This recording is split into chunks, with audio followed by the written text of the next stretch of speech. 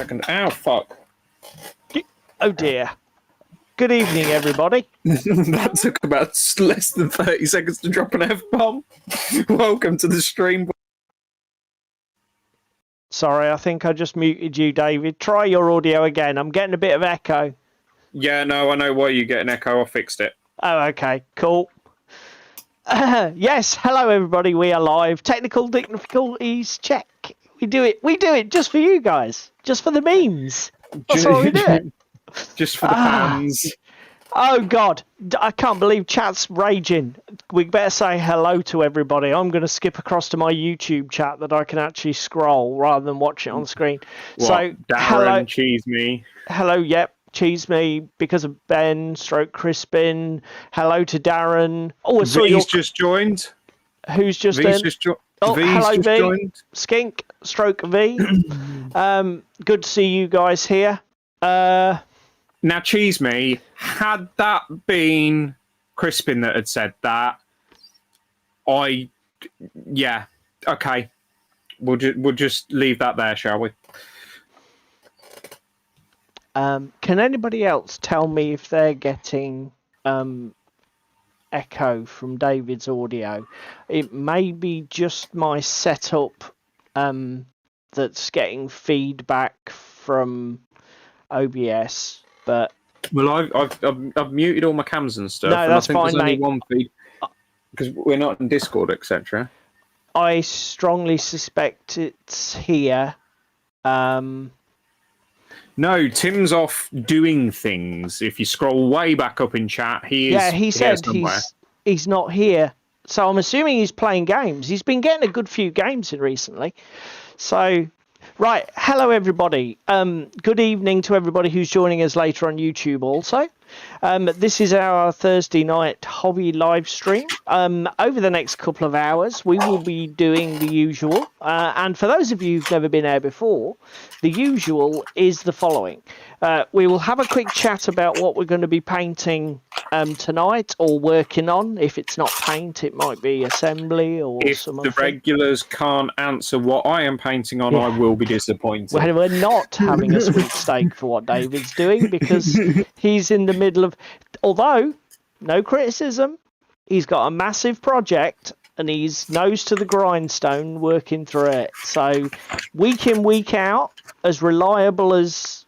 I don't know, the tides. Well, more reliable than British Rail. Let's put it that way. No, not Assassin's Creed, Darren.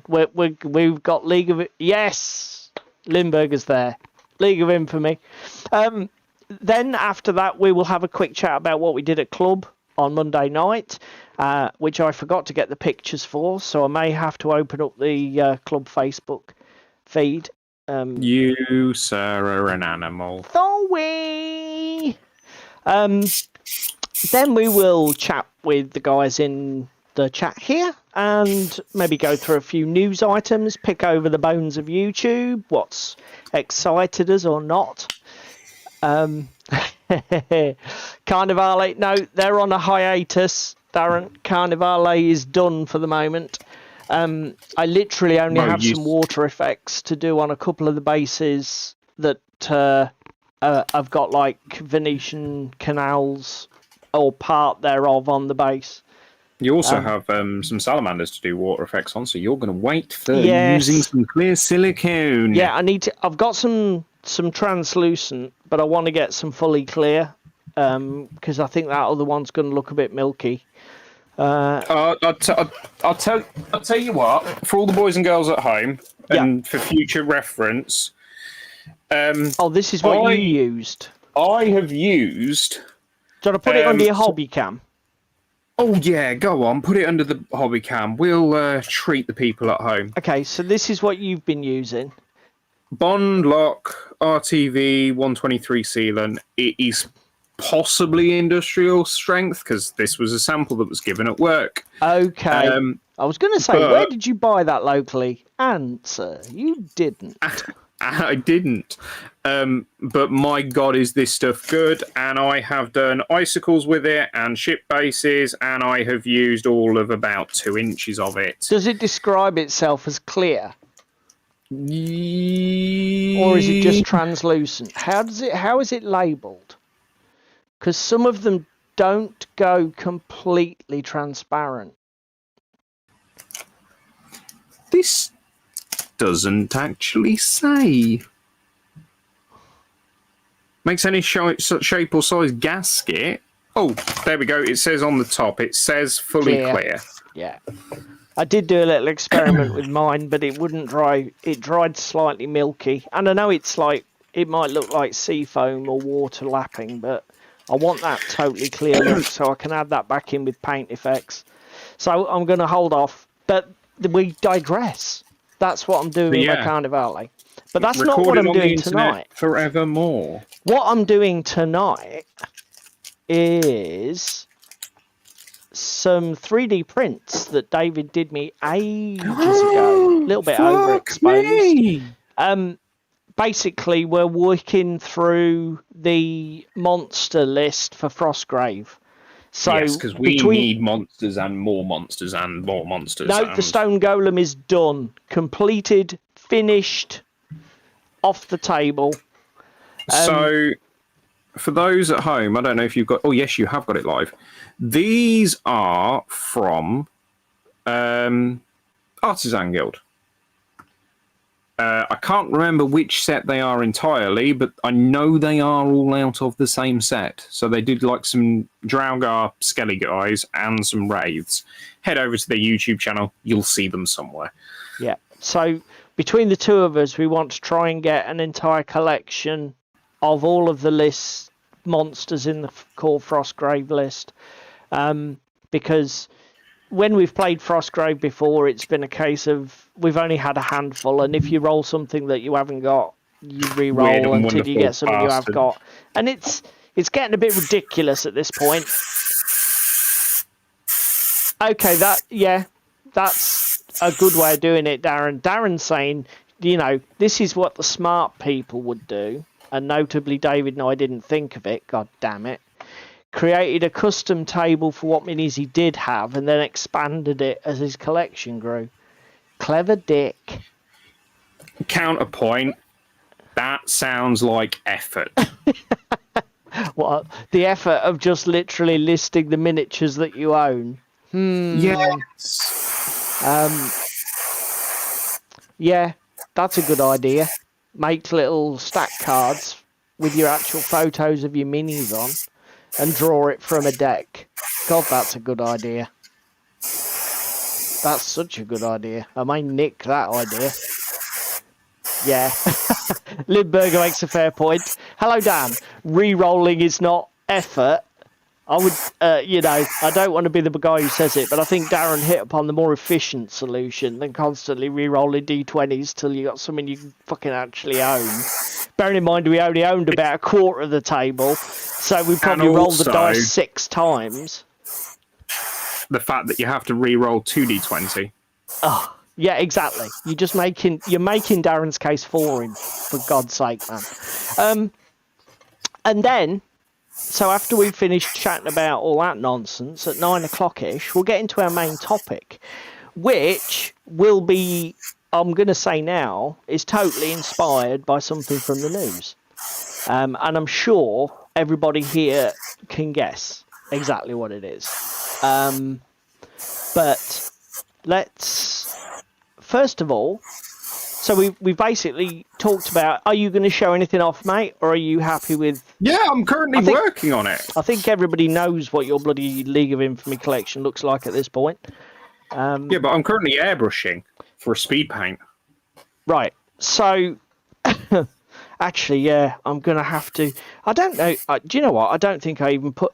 I apologise to everybody. I'm a bit brain fog at the moment. I changed jobs on Monday. I started my new job on Tuesday, actually. And whereas before, I've had Thursday off to prepare fully for tonight's experience, I've literally got back in from work not long ago, about an hour ago, so my fucking head is all over the place. So I mean, it took him until 1:45 to send me links to join stuff for setting stuff up. And I was very panicked about the fact that, oh dear, we may have issues here. But anyway, so Currently, touching wood, no technical difficulties. Well, except for the audio echo, which was only my end. Winner. Yeah, Right. so Come on, therefore mate. not a technical difficulty. Let's tell them about Club, as it was a joint effort. Actually, this is fucking news related as well, isn't it? I guess Because so, actually. Hobgoblin has completed it, mate. Done it. I've completed backed. the internet. Or not? It's not backed. It's finished Kickstartering. Yes. However you want to describe that. So bastard. go on, give everybody the full spiel, because obviously people on YouTube might be watching who have no idea what Hobgoblin is, etc. Hobgoblin, miniatures agnostic, rank and flank war game. We had a look at the quick play rules and it seemed okay. It looked okay. It has recently been live on Kickstarter, hasn't it, mate? Yes, it has. Cool for the 3D printing crowd. Can print what you want, play what you want, do what you want. Because basically you have like light infantry, heavy infantry, light cavalry, heavy cavalry, chariots, war wagons, all of that stuff with a stat line.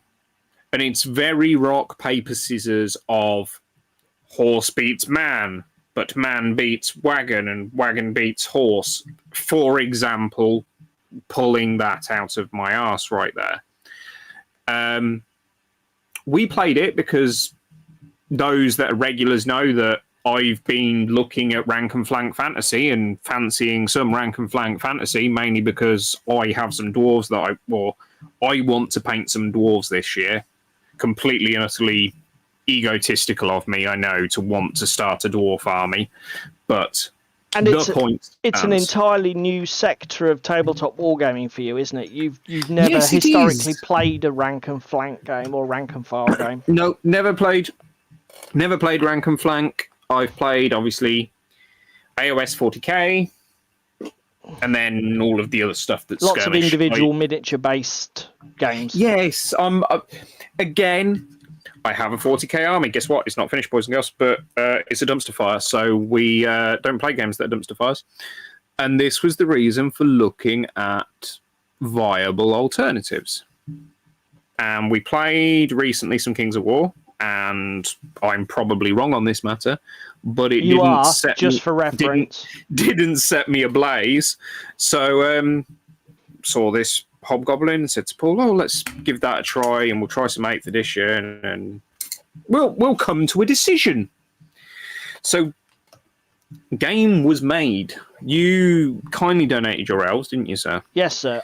Versus the Orc Horde again. If everybody wants to squint and imagine what the table shots look like, simply go back to a few weeks ago when we played Kings of War, because I basically used the same orc and elf models with a few tweaks to get the lists sort of equal according to Hobgoblin's point system. But basically we threw down orcs and elves on a little 4x4 board. It was about, for reference, we had, I think it was 2 or 3 units apiece, and it was about 1,200 points under Hobgoblin's rules. Basic start sort of taster rules is the best way to describe them, innit, mate? Because they were just basically they were a much condensed free rule set that they offered on the Kickstarter for people to dip their toe in. Try before you buy. Yeah, which is fantastic. However, we're going to come to the elephant in the room in a second. Just touching upon how's that as a principle, offering somebody. Orinoco says, what beats Reverse Centaur? Also, I noticed, I didn't miss your comment, Darren says that Ben from OTT, also known as Because of Dragons on YouTube, actually did a video on Hobgoblin, so I'm going to have to check that out. Just give me a give me a 3-word spoiler.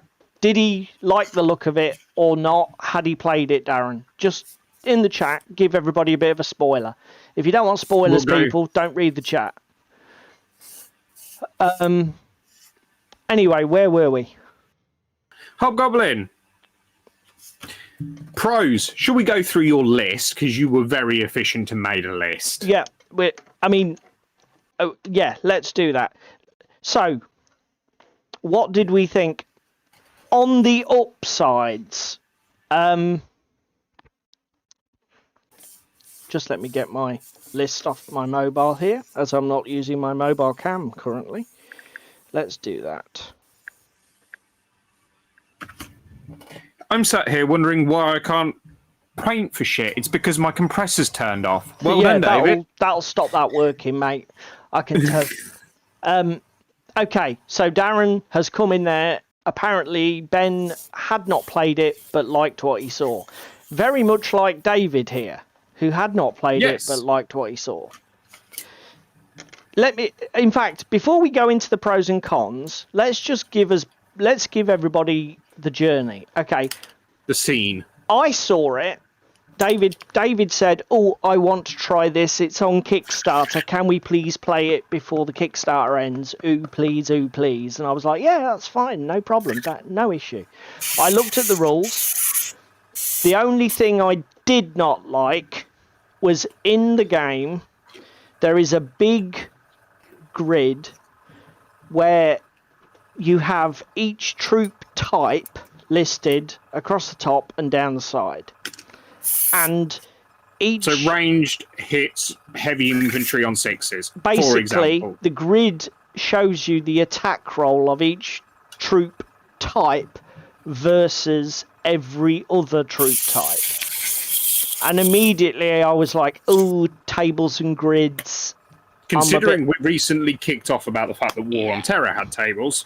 It was something I sort of did a lot of in the 90s, but gaming sort of moved on, and a lot of systems have removed tables and grids, which I think is a positive thing. So I was like, ugh.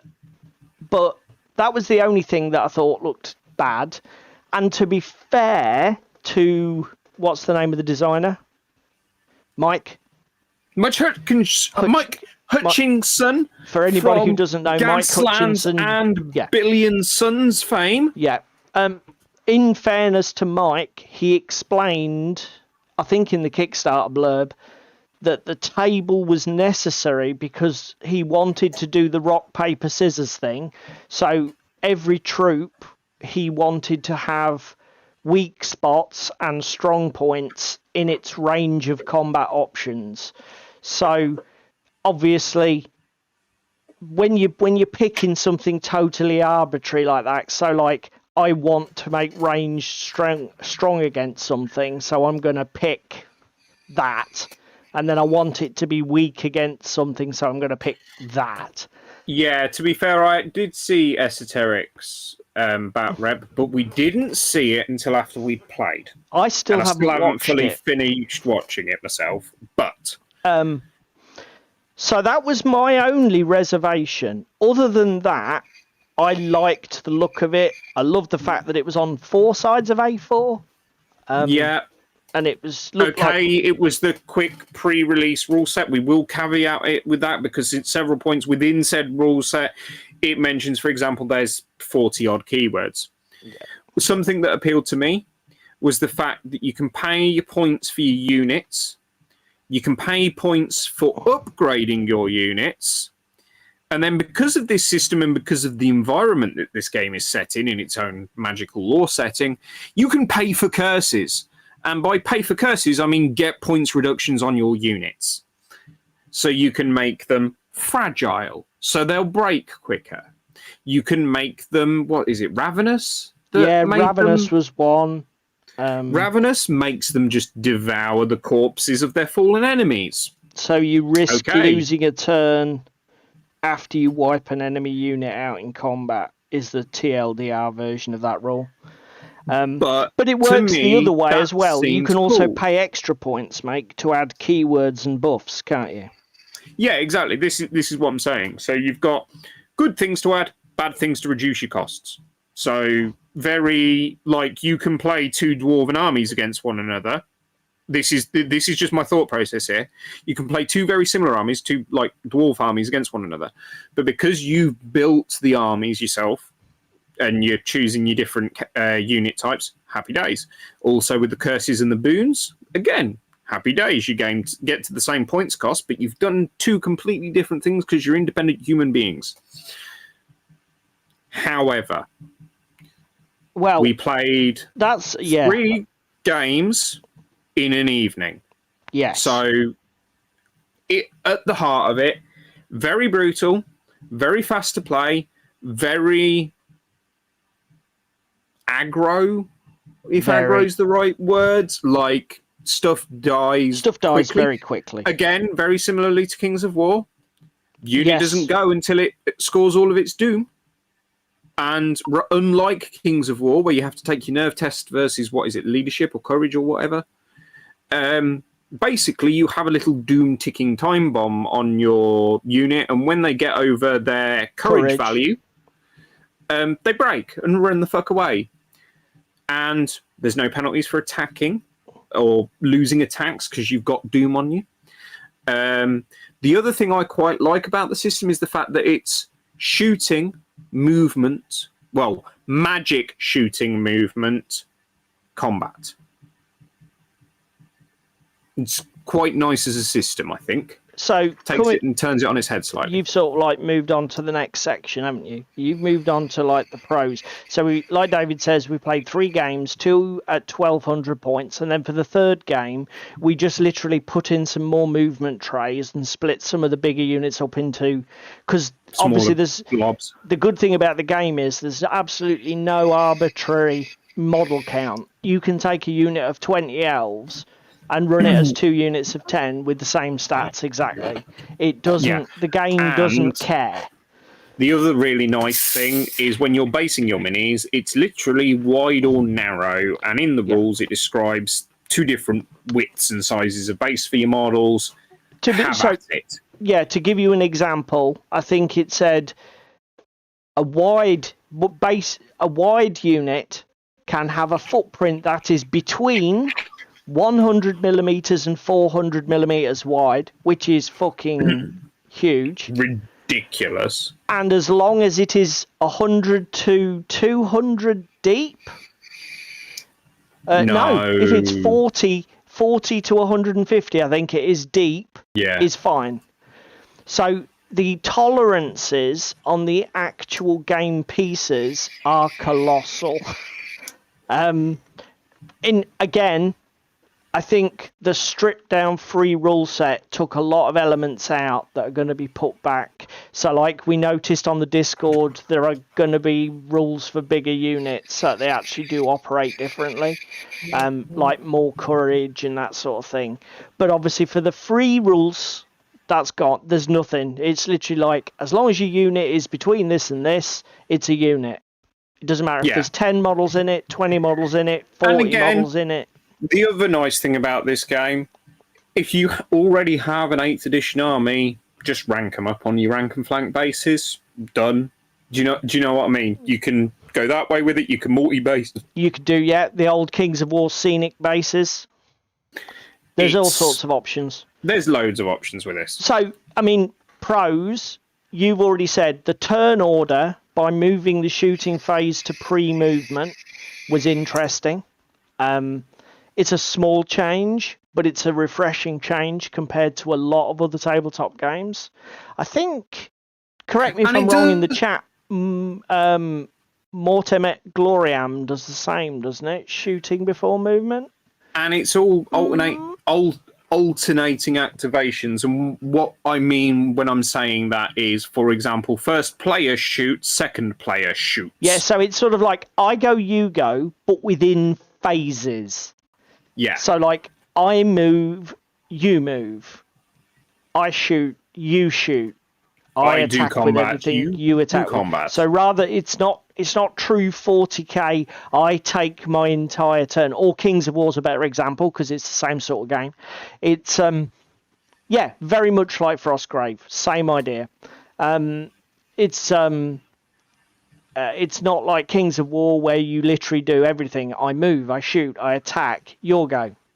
You know, it's got, and that's a pro.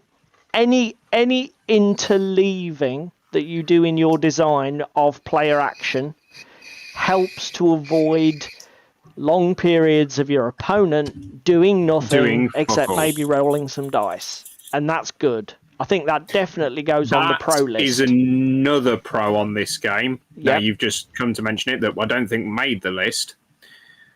It's no roll to hit, roll to wound, roll to save. It's just roll to hit, done. So again, gameplay is fast. You are throwing dice. The other nice thing about this system is ranged attacks are always throwing 5 dice, unless I think horde units might change that. Again, we were playing the free rule set, everybody. It was extremely simple. Like David says, it doesn't matter if you're a 40-man unit of goblins or a 10-man unit of elves. You roll 5 dice to shoot and 10 dice in close combat. The number you need to kill your opponent changes, but depending on what you're attacking. Yeah, and again, talking about the grid, that was so like light infantry might need a 5 up against heavy infantry, 6 up against monsters, etc. The target number varies with your target, which is where the variation comes in. But essentially, you just roll a fistful of d6s, take out all the 5s, they're wounds on your unit. No saves, nothing else, that's just it. So yeah, the simple dice con mechanic is good when you're looking for any game that's going to intend to scale up. I mean, if the big issue, it's the thing, Dan. It's the thing that Games Workshop have got an intrinsic problem with their games. Their core games, 40k and AOS, sell themselves as games that you can scale up to mammoth epic 6,000 point, indulgence fests. But when you've got 4 separate dice rolling stages for every unit interaction, the time sink that gets drawn into just chucking plastic rocks, which everybody enjoys to a point, gets fucking ridiculous. And it's a problem that they've got in that they won't kill the sacred cows and thin it back, and they've just got to live with it. I mean, like, it was one of the smartest moves that Mantic made with Kings of War. Instead of going hit, wound, save, they said, well, just take the save out. So we've reduced it by 30%. It's yeah, I don't know. I like rolling buckets of dice in games, but the point is, I've played enough games in my life to realise that you have to design your game with that in mind. Again, bucket loads of dice, hucking 50 dice is fine. It's when you have to do all the fucking mental maths in the beginning to go, right, well, this was a unit of 50. It's now a unit of, bear with me, count everything. And then go, right, well, that's everything there. And everything has a twin shooter or whatever it happens to be. So that means actually it's now 90. Do you know, it's all of that mental arithmetic leading up to just huck the dice because you're looking for 5s. Do you know what I mean? That was one very nice thing about this system, was just like, right, it's 10. Just fucking 10 dice sat on the side. Just grab them all, throw them. Done. And I'm going to come clean.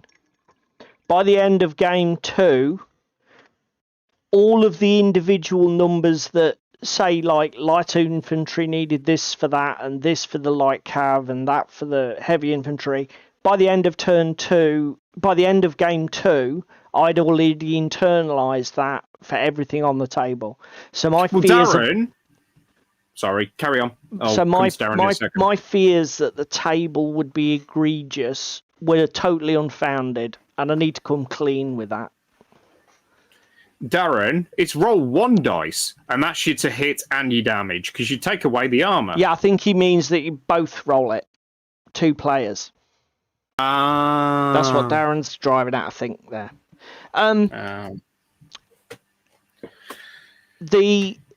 Another pro for this game, when we first started playing this game, to be fair, this pro seemed really weird. But actually, I do think it is a pro. And that is, when a unit gets enough wounds on it to be destroyed or removed from play, you do not make that check until right at the end of the turn, pretty much after you've done everything else. So say, for example, a unit that's quite badly wounded takes some shots from a ranged attack that would remove it from the table.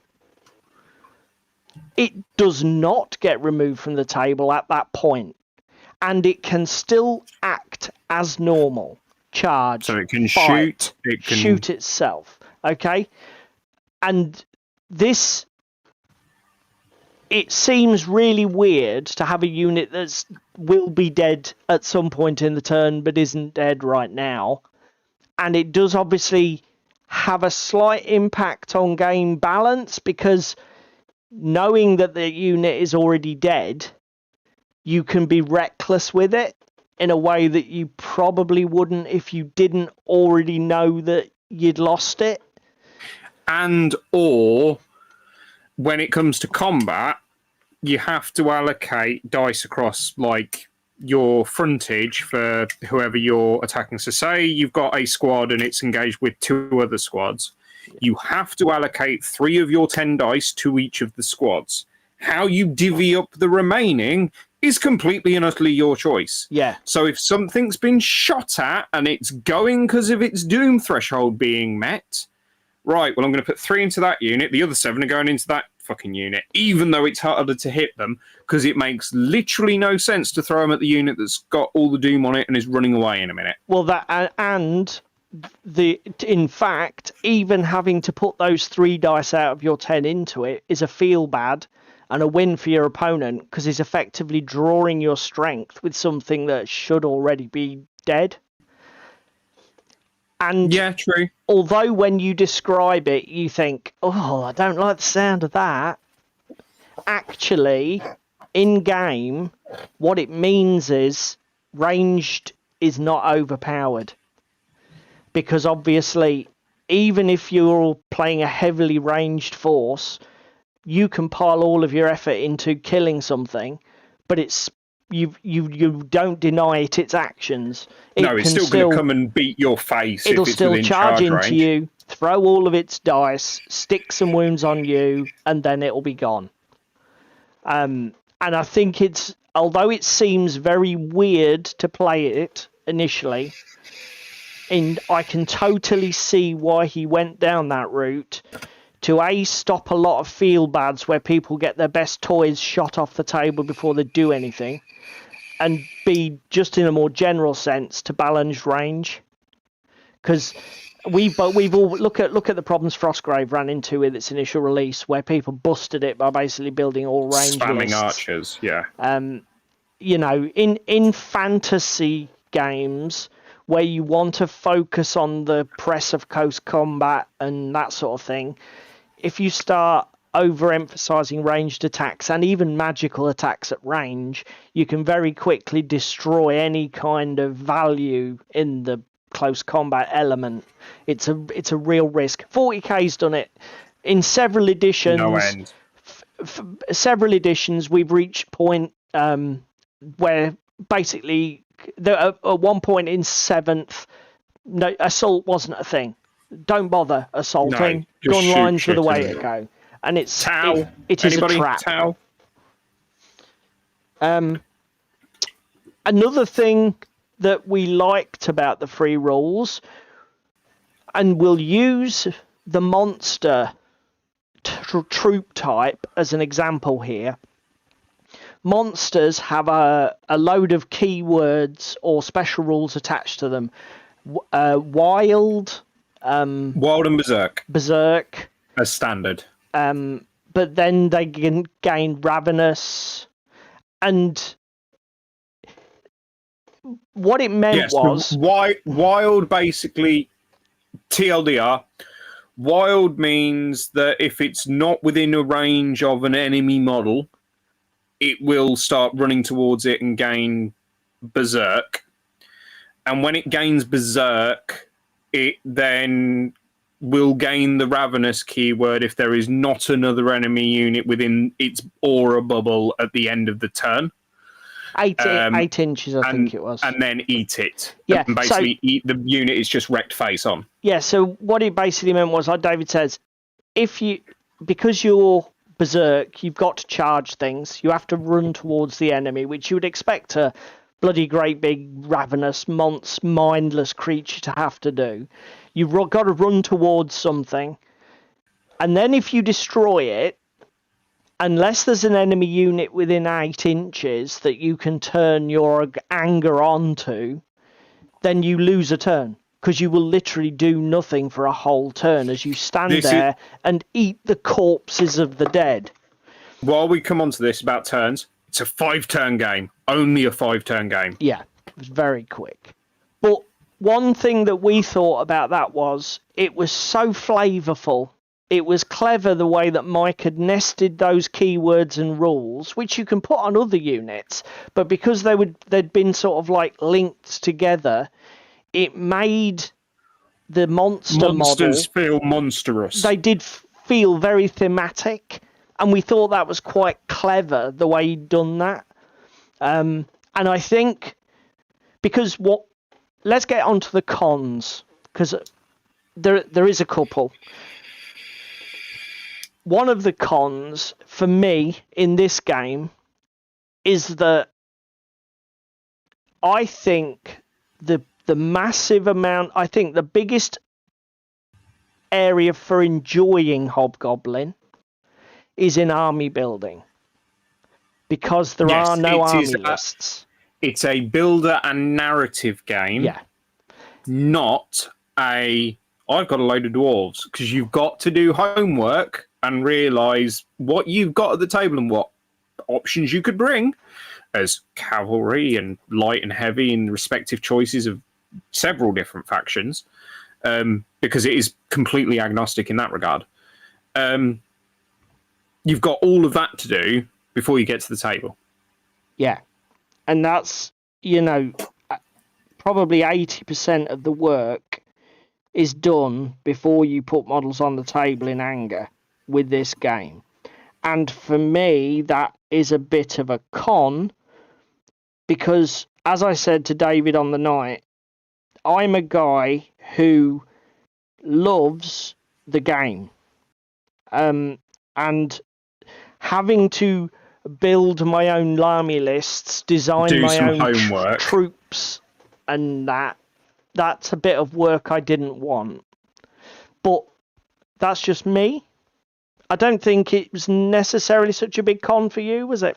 No, it wasn't a big con for me, because I think, like I said to you on the evening, how I would play Hobgoblin, if I get into it when it actually releases and I can have a look at the rule set properly, is I would go Highlander and just have one of everything and then just pick and choose as and when. But there are some more cons on this list. Certain curses, for example, Fragile, cost 50 points. Another curse, Ravenous, also costs 50 points. Well, it's the opposite of costs.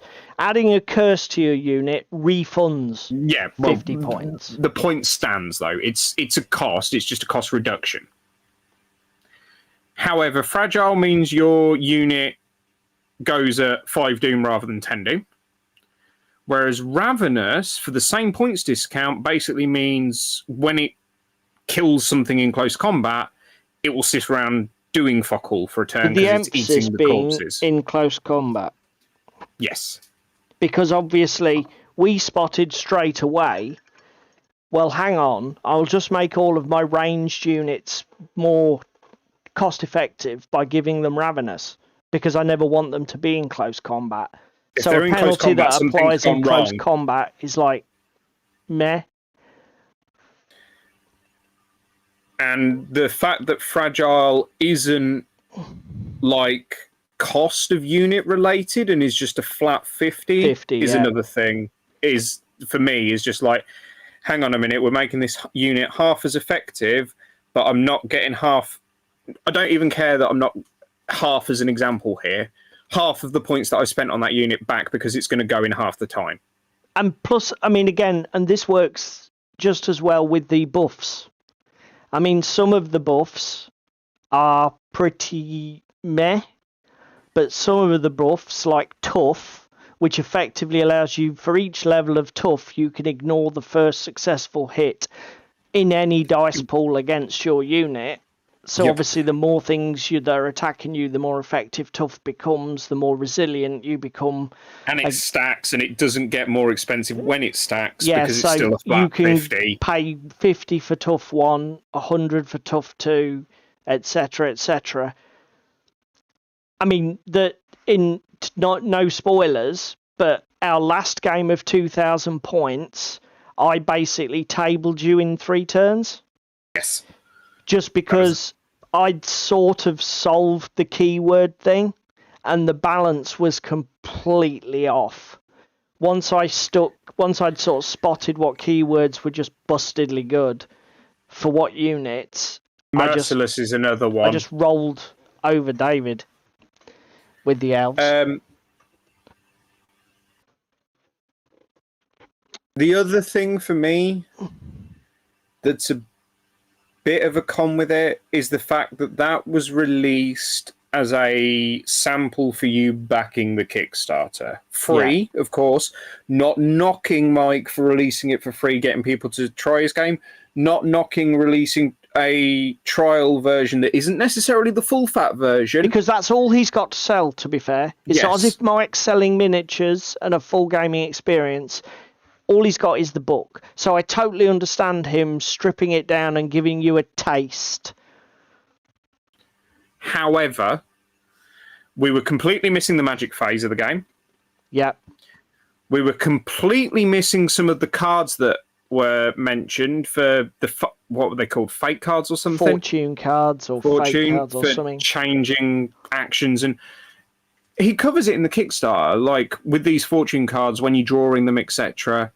A unit will suddenly gain elite, which is a keyword, or do something else. Do you know what I mean?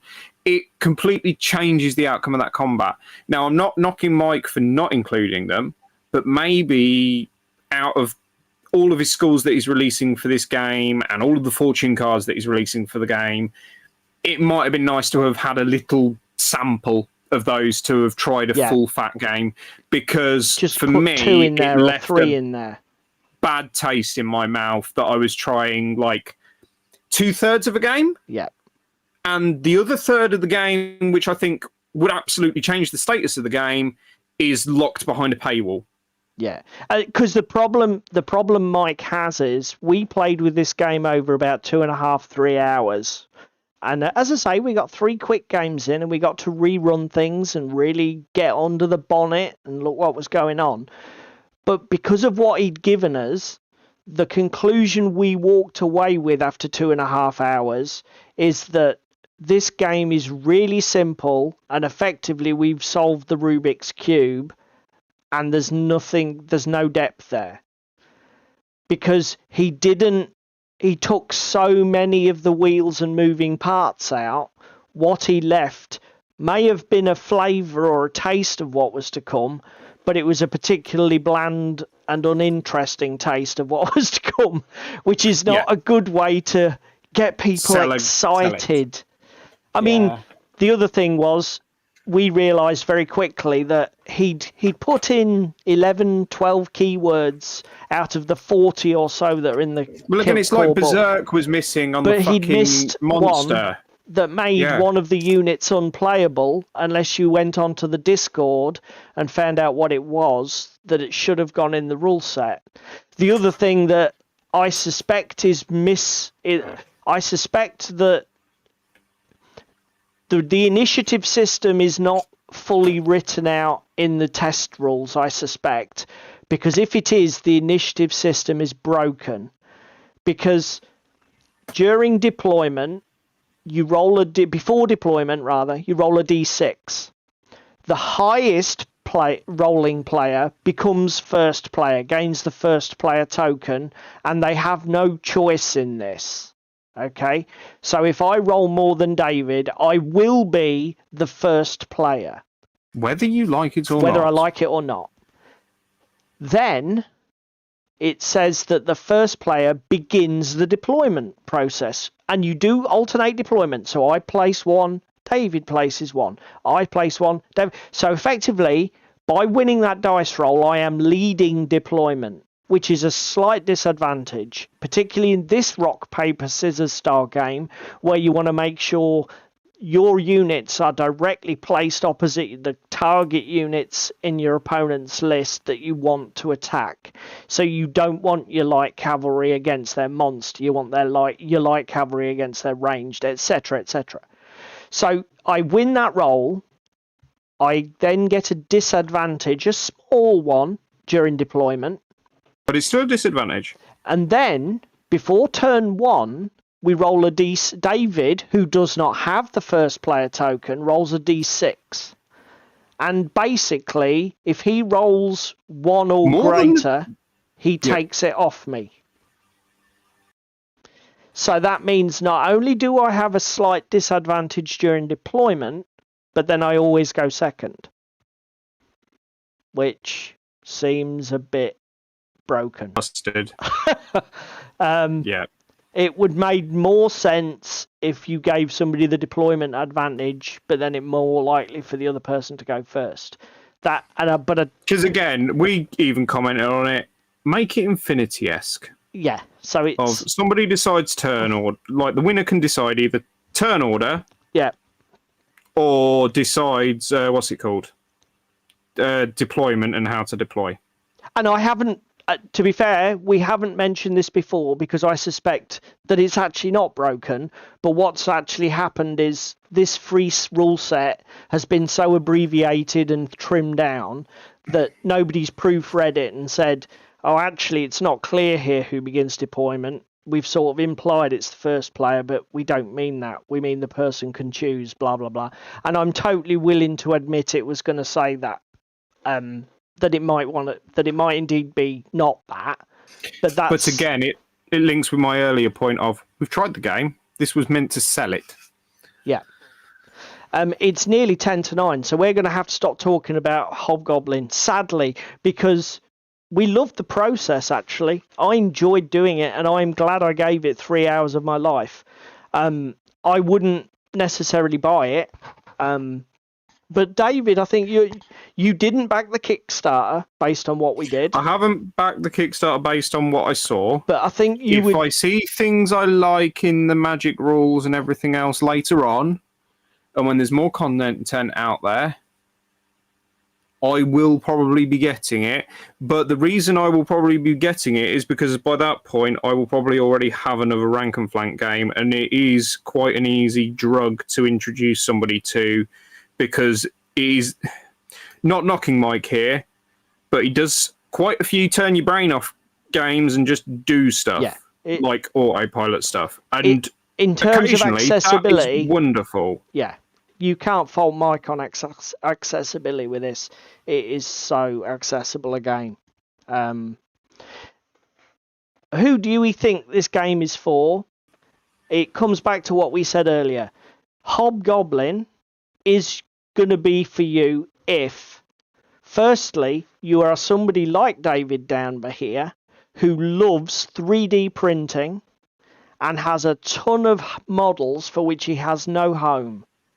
So if you've got an absolutely crazy army of 3D sculpts from some Patreon campaign. Titan Forge, Spanish fucking Inquisition squad. Okay, we'll build a Hobgoblin army out of that. There's no rules. There's nothing. This is a game. This is a game you can bring those models to.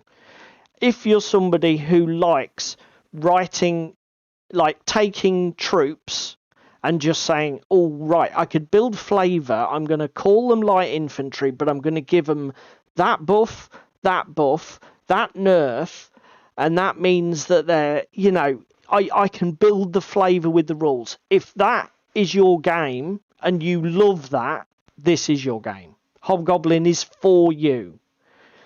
If you're somebody who wants an absolutely razor sharp gaming experience on the table, Hobgoblin's maybe not for you. Certainly there are better games that will give you a crisper, cleaner, more granular gaming experience, I think, with less work up front. It doesn't mean it's a bad game. It just means that, you know, think about it, because it's definitely not for everybody. Again, for me, if the Kickstarter had been slightly cheaper for the PDF, I'd have probably backed it without a second thought.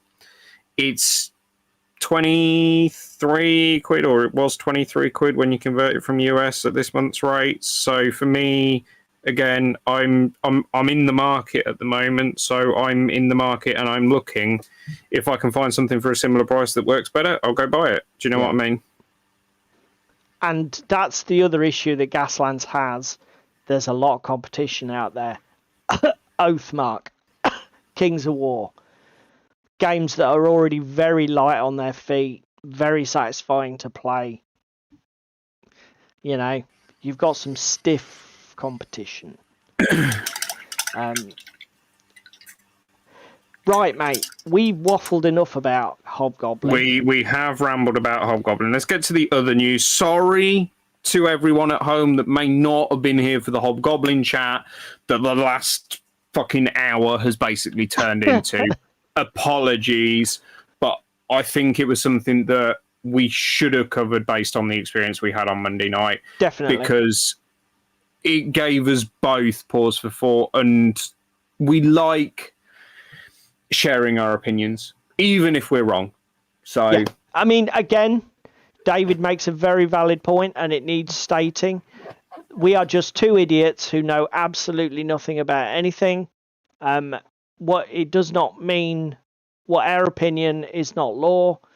You know, feel free to go out there and try it yourself if you want. And if you do, comment below. Tell us we're wrong, because we will fucking listen. Yeah, definitely. If we're talking nonsense, obviously be polite, but feel free to say, no, you're wrong. Hobgoblin is brilliant because. Hobgoblin's a winner because. You know. Right, let's get on to some proper news. I found this video on YouTube. It really intrigued me. I'm afraid it was a bit of a... I read the title, I had to click. One alternative to rattle cans or airbrush. So, basically, long story short, this guy basically is talking about the priming stage of miniature painting, and how, particularly in places like the UK, where weather is often wet or cold or a mixture of both, priming with rattle cans can be awkward. But by the same token, priming with an airbrush, you require a lot of indoor setup. You might need a dedicated space to use it. You need some sort of ventilation or extraction, even with an airbrush, unless you want to spray dried paint powder over your whole room and annoy the hell out of your significant other. And they require a significant amount of cleaning and upkeep, particularly these polyurethane primers. If you don't clean your airbrush properly, they can be a pig to shift. And basically, this guy did this video about this thing I've never seen before. It's essentially a really, really simple airbrush with a single pull the trigger, you get the air. But the paint goes in these removable bottles that sit on top, so you can just switch them in and out for different shades. You can buy collections of bottles separately. Let's see if I can go to here. So here, look, the bottles have their own sort of like tips. So they come in glass and plastic, so you can put enamels in the glass and alcohol-based, solvent-based paints in the glass, and they won't melt. But acrylics, you can use the plastic bottles. And I thought, this is a fucking genius thing. Something you could have bottles of all of your different Vallejo primer colours, and or you even paint colours you've mixed up yourself in these little, whatever they are, 30ml bottles, and you can just literally slock it on, do your zenithal, and there's virtually zero cleaning because the nozzle is the top of the bottle. It literally pushes through the plastic frame. It's absolutely genius. Now, because the air is mixed with the paint after the paint leaves the nozzle, it is not as clean as an airbrush. It's not as controllable as an airbrush. You can't use it for fine detailed work, and it might come, you're probably not going to be layer painting tanks with it because it might be a bit speckly. But for priming, I thought, this is fucking genius. So I'm sharing this with everybody. If, like me, you're a complete idiot who does know how to use the internet, by all means, check it out. Link in the video after. He didn't spend $200. In his video, he says it's about $40. Admittedly, I haven't looked, but he shows a screenshot where it's nowhere near $200. So I don't know if he's having everybody over with that. But yeah, that was the first thing. Second thing, painting phase. They're talking head videos that they do every Friday or every Thursday. I can't remember which. They did one recently where they talked to the CEO and owner of Siege Studios, the commission painting studio. For anybody who's got an interest in getting paid to paint miniatures or paying other people to paint your miniatures, this is a really good watch. It's the painting phase, so it's incredibly entertaining anyway. But this is obviously they really, I mean, the thing is, they give their guests room to get. There is a lot of asides and waffle, but they give their guests room to come across. 90 minutes of your time this will take, but it's a good watch. So I would recommend it to everybody. My last YouTube video, before we go to David, a few weeks ago we mentioned the Mantic Vault. This is Mantic's foray into STLs, isn't it, mate? Yes. Where basically they're offering STLs of some of their miniatures and parts, upgrade parts, on a subscription style service. And you can buy them after. Like my Mini Factory or whatever, but obviously it's just Mantic's self-contained little platform. And we talked about it briefly. And then Blackjack Legacy's done a video on it. And this was interesting and is well worth 6 minutes of your time, because Blackjack hit upon something I hadn't considered. And what he's asked is the slightly provocative but very valid question: how are retailers going to take this? Yeah, that is fair, Jerry. That is fair. What I like about the Sparmax is that there's no cleanup, because I'm a bit OCD with my airbrush, and I spend as much time cleaning the damn thing as I do actually using it, because I use it very infrequently. So then when I do a big batch of priming or whatever, I strip everything and clean it every fucking time. Because that's you're probably me, and it's probably my problem.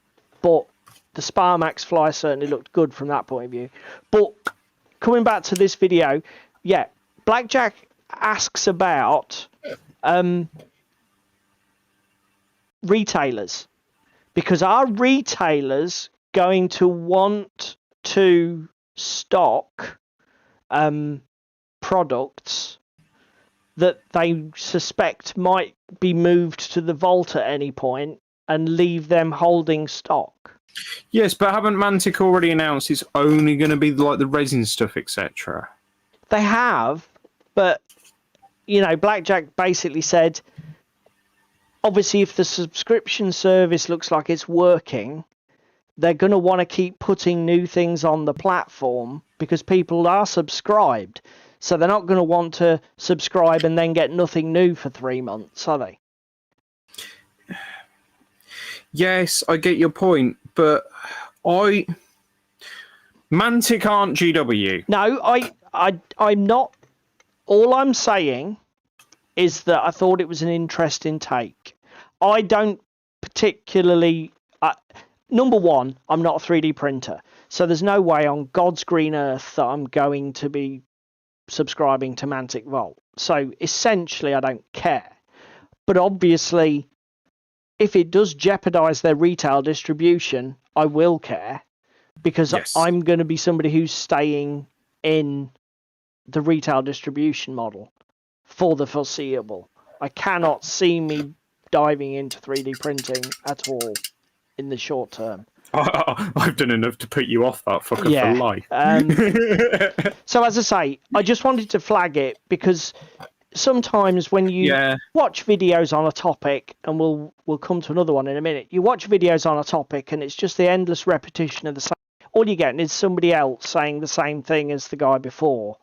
But Blackjack had actually put something in here that I hadn't considered and hadn't heard anybody else talking about, which was the impact on the relationship with their retail partners and how's that going to work with when they're choosing. It's like they're offering all the STLs for the Armada products. What about all those retailers that have got stacks of the resin ships? True. You know, how do those people feel? You know, they might have 300 or 400 quid invested in stock, and they're watching Mantic slap all these things up on this 3D printing vault. Interesting. I thought so. Right. Limburg says they're not. Mantic is not expecting you to be subscribed forever. Mantic haven't met me.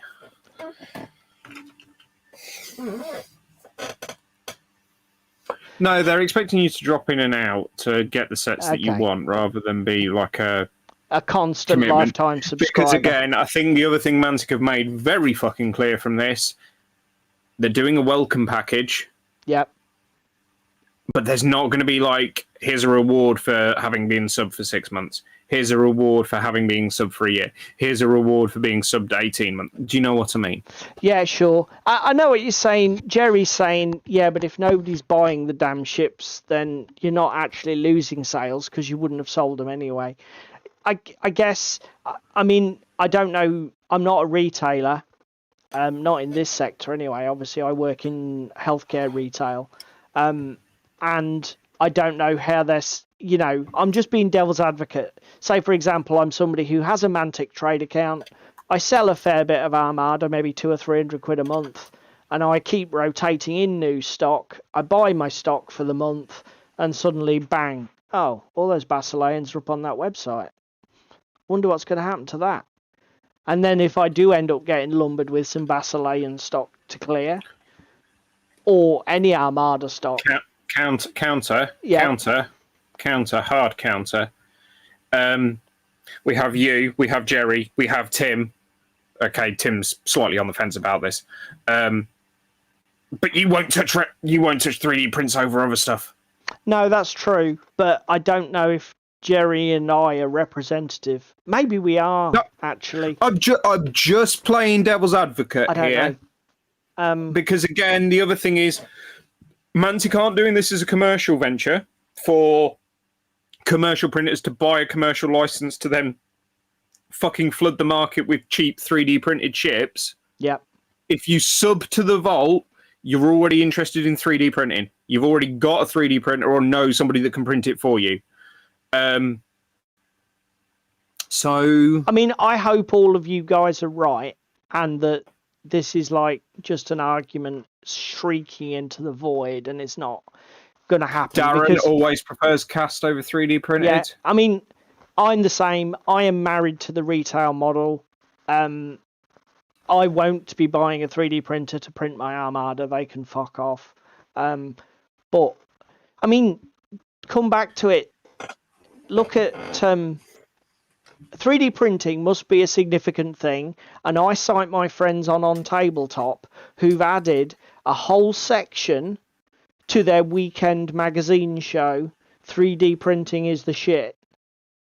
Now, you guys would not be dedicating that screen and programming time in your already heavily packed schedule if you didn't think that the 3D printing sector wasn't something there.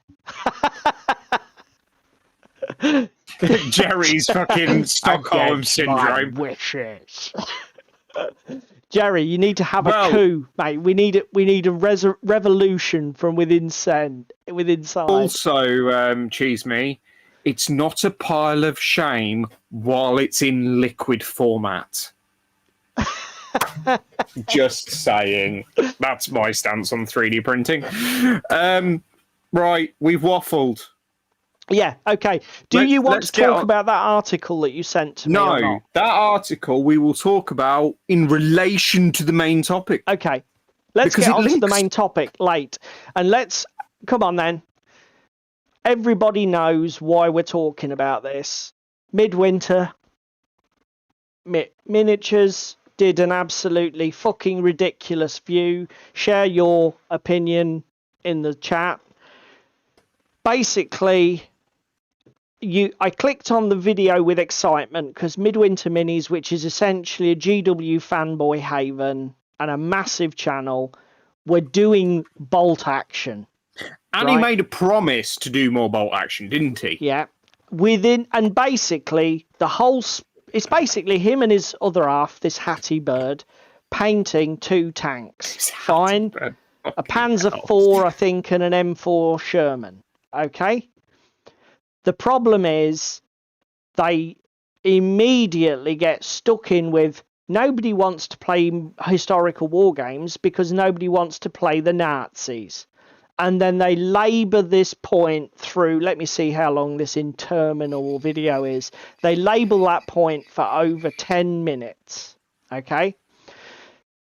I'm not going to talk any more about this. This video has been lambasted by better men than I. There are 3 or 4 brilliant response videos out there. Mordian Glories is worth a watch that I've got on screen here now. But there are at least 2 others that I watched yesterday that are just as good. They're measured. They're not vitriolic, but they're just basically saying, what the fuck did you think you were making this video about? And what did you think you were going to achieve doing it, apart from looking like a complete post-tot? But the important thing was the video made me think about the topic. And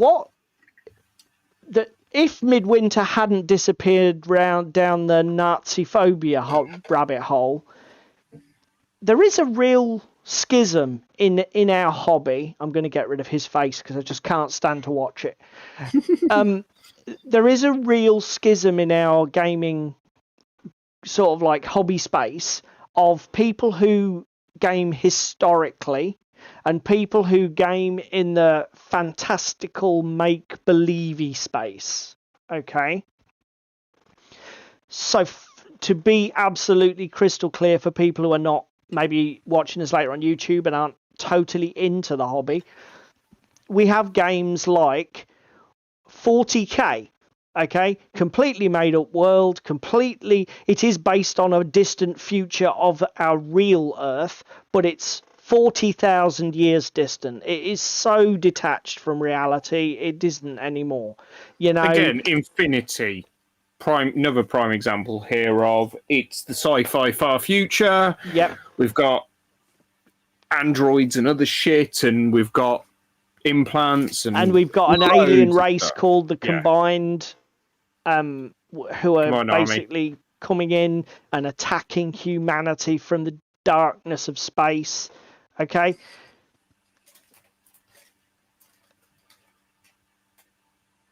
Yeah. Lindbergh has already said it. Yeah.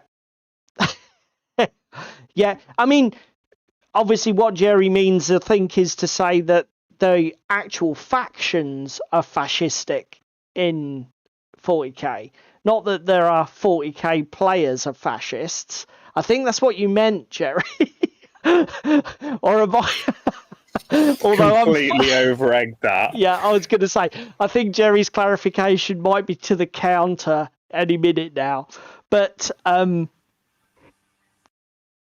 Also that. anyway, what was I saying? And then in the historical space, we might have a game like Flames of War, which is World War II gaming, essentially playing as different factions and different during the whole period of the World War II, the 5 years from 39 to 45.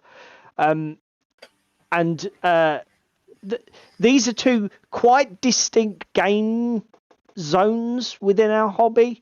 And don't get me wrong, some people have a toe in both camps. You and myself included, don't you, mate? Yeah, well, you say that, but my fucking bolt action still stares at me longingly over that way. Yeah. In its box. I mean, that is true. I suppose you and I are probably, what, at the moment, 80-20? 80% made up fantastical stuff. Maybe even 90-10. Because we've dabbled with bolt action. 95-5, mate. Yeah.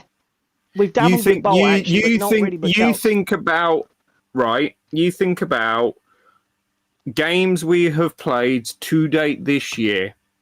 We are now in, what, the second or third week of May? Yeah.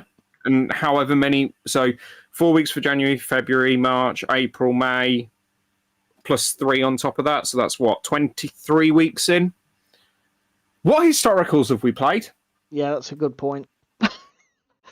We haven't even just played. Saying. Yeah. Just saying. Yeah, we haven't, have we? we basically just do the make-believe shit. This is why 95-5. Because, again, we have got intentions of playing some bolt action. Fuck me, at Dicini, I nearly bought Flames of War. You did. I had to pull you back from that precipice, didn't I? So it's not that it's something we don't do. It's just something that is part of the repertoire of games that we have. And because of how the cookie crumbles, we play other stuff far more frequently. Again, Carnivale. Carnivale is that beautiful... No, Jerry, it doesn't. Carnivale, beautiful historical style, table, everything about that game. Completely and utterly fucking make-believe because of the Great Rent in the Sky. Yes. I mean... So in a way, Orinoco touches upon the same thing in the chat. Orinoco says there, where does historical fiction lie? Because obviously, and again, Jerry echoes it. No, Jerry, fuck off, Jerry. Jerry echoes it with Assassin's Creed. Because a game can be, like Assassin's Creed, it's set in that sort of, it's set in Italy, but it's all about, bloody assassins who've come through history to fucking fight dark forces, and it's like, it's all fucking weird. So there are elements of reality to it, but when we talk about historical gaming, I'm talking about something that is very grounded. Reenacting Carthage. Reenacting is the fucking wrong word here. Yeah, but playing the Battle of Carthage, playing the fucking D-Day landings, playing the absolutely botched fucking, what is it? Longest Day, Arnhem, Battle for Arnhem. What's the operation called? Market Garden. I should know this. Market Garden, there we go. Reenacting, and I'm putting massive air quotes around that reenacting word. Refighting. Yes.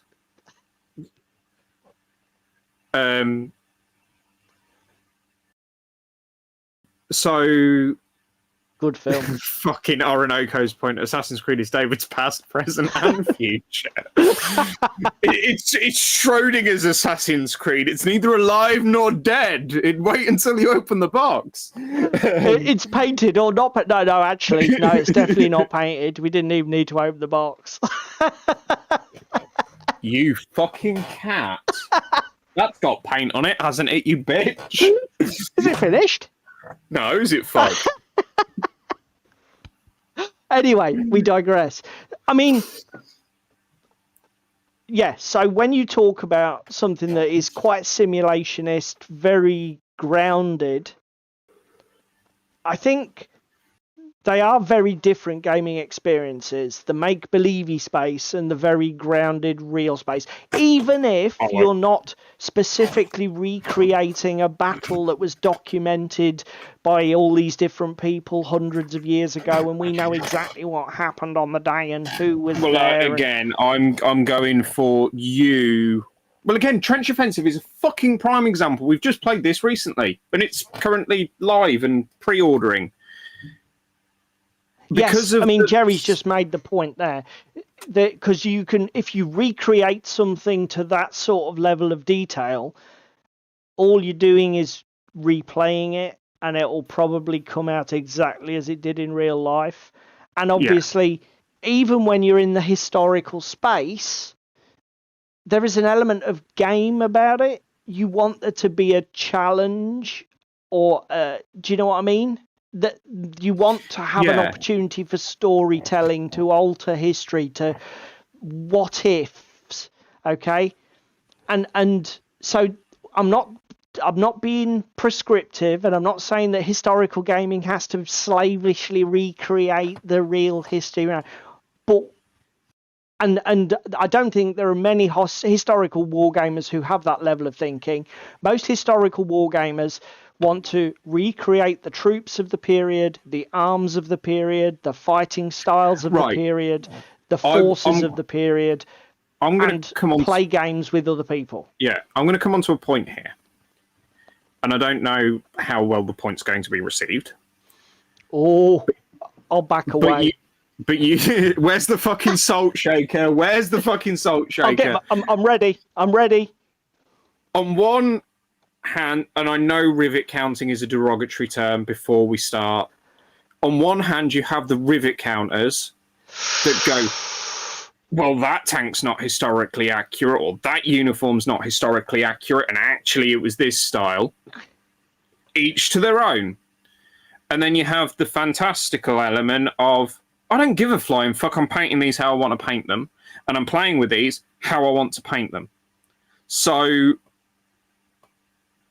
there is that camp and divide, but even those rivet counters aren't going, well, I've run out of ammunition because the fucking airdrops are a pile of shit. So can I just step in here?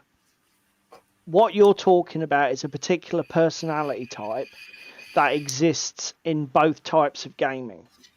Yeah. I am going to guarantee you that we could probably go to a bolt action tournament, put down a fucking army that we had deliberately done very shit research on, that had all the wrong markings, off colours for bloody uniforms and that sort of thing. And there probably will be one guy at that tournament that will go, you realise they're the wrong shade of green. That camo didn't look like that. True, I suppose a 40k tournament, painting up your salamanders in neon yellow. That is exactly what I was going to say to you. You could go to a 40k tournament and you'll have somebody who'll come up to you and say, well, actually, Imperial Fists don't have those markings on their shoulder pads. And if you check in the codex, you'll find that their knee pads should have colour. So that personality type does exist in wargaming. I don't think that it's an historicals only thing, and I just think that person has got a personality disorder. I don't think that it necessarily adds to the fantasy versus historical thing. Do you see my point? Yes. I think most people in the historical space, I'm gonna stick my neck out here, and if you are a hardcore historical gamer and you think that you should be elitist about it and exclude people who don't know, put in the comments, you're wrong, Paul, we're elitists and we like it that way. Orinoco, wasn't that because they changed sides halfway through twice? No, that's the Italians. No, that's what Orinoco's point was. Oh, right. What was I going to say? I'm going to bet that if you've got somebody who's into historical war games of any period, Oh, welcome, ancient Big Blue history Monkey. Name or I've not seen before. World War One, World War Two, whatever, if they've got a friend who wants to get into it, but that friend makes a few mistakes along the way, I'm gonna be willing to bet that that person, the last thing that they're gonna do is fucking roast them about their markings on their vehicles being wrong, roast them about their colour palette being completely wrong, roast them for their force choices being wrong for a particular campaign or period of the war. They'll probably just say, let's have a bloody good game. And then when they've been in the hobby 6 months or a year, they'll say, do you know what? Could I recommend, there's this great painting tutorial. You might be able to get your colours closer. Do you know what I mean? I think that's normal. I don't think that there are many historical wargamers who effectively gatekeep, saying, no, we don't want you here because you can't do the job properly. I don't think that's a thing. And I think there is a fear among the make-believers that is a thing. And I don't know where that's come from, because I've never encountered it personally. Have you? No, but again, don't forget, I'm cut from a different cloth. I was once one of those rivet counters. You were once a scale modeler, weren't you? Exactly my point here. Is it quite endemic? Is scale modelling extremely elitist and exclusionary? It fucking can be, in my experience. And is that both online and in person? I've never done any in person. It's all been online. I think you do have to be careful about drawing conclusions about this sort of stuff. That's why I said that's in my experience. This is Don't get me wrong. I just wondered if you absolute fucking gems of people out there on scale model forums and everything else about how to weather and do stuff properly, how to do fucking petrol staining, and no end of fucking amazing resources and streaking and fucking wonderful lads out there. Absolutely fucking gorgeous dioramas that literally make your jaw drop, because it almost looks as if they've lifted the scene from the photo that they used as inspiration from it and put it down as a feature piece on the table. As a diorama. I just wondered if you'd manage, because scale modelling, I mean, obviously there's no social element to that. You can literally sit in your bubble and make scale models, and only you will ever see them. But I wondered if you'd ever been to shows for scale modelling and met. No, I haven't. Like I say, I haven't been to any shows, but I had shared stuff online, etc. I mean, again, I got absolutely hammered for my whitewashing technique that I did on one of my tanks. But it's like I said, it's like, I'm new here. I'm just fucking dicking around, messing around with some oils, etc. I know it's not necessarily 100% historically accurate, but it was a fucking £4 kit. I just wanted to try, and I want people's opinions on that rather than the fact that, okay, the markings are a bit too crisp and fucking everything else that was getting feedback on. Welcome to the chat, Big Blue Monkey. Nice to get your participation, sir. He says that he's never come across it in historicals, and then says there probably are some rivet counters out there, but it's about, in our genre, there are odd personality types, or in our gaming set. Yeah. And this is the point we were making, mate. I think when you come across that person, they are not necessarily representative of the mass, and just deal with them and move on, because most people are not going to be that elitist or exclusionary, in my experience. No. But let's come down to the nature of the conversation. Why do people get drawn to the make-believe versus the historical, or the flip side, the historical versus the fantastical make-believe? I thought about this today, and I think there are three main areas we could probably discuss. Let's do the first one, which is models. Okay. One of the strengths of fantastical or make-believe gaming is there are literally no restrictions beyond your wild imagination on the miniatures that you may see. If you might see a 14-inch dragon I was about to say, where the fuck are you going with this conversation, Ginge? You might see 10mm snotlings in a 28mm army. You might see, fantastical flyers, 6mm, aliens, 6mm monsters, stuff. literally, if you can or somebody else can imagine it, they'll It will be probably make a miniature of it at some point. Okay? You can even draw in pop culture and other sources. A Song of Ice and Hellboy. Fire, anyone? A miniaturization of a whole novel series. Lord of the Hellboy Rings. board game. Sorry, mate. Hellboy board game. Hellboy board game. Assassin's Creed. Elephant in the Room. Mansions of Madness. Okay, so I can see, whereas the flip side, historical models, and it doesn't matter whether we're talking about ancient Celts from like 400 BC or whatever.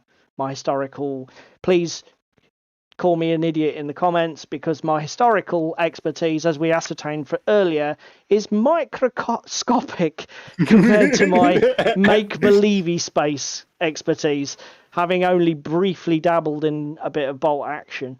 But,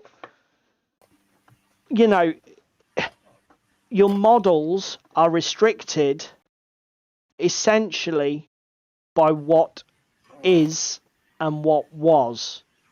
Okay? Yeah, what has been made up to basically today. Yeah.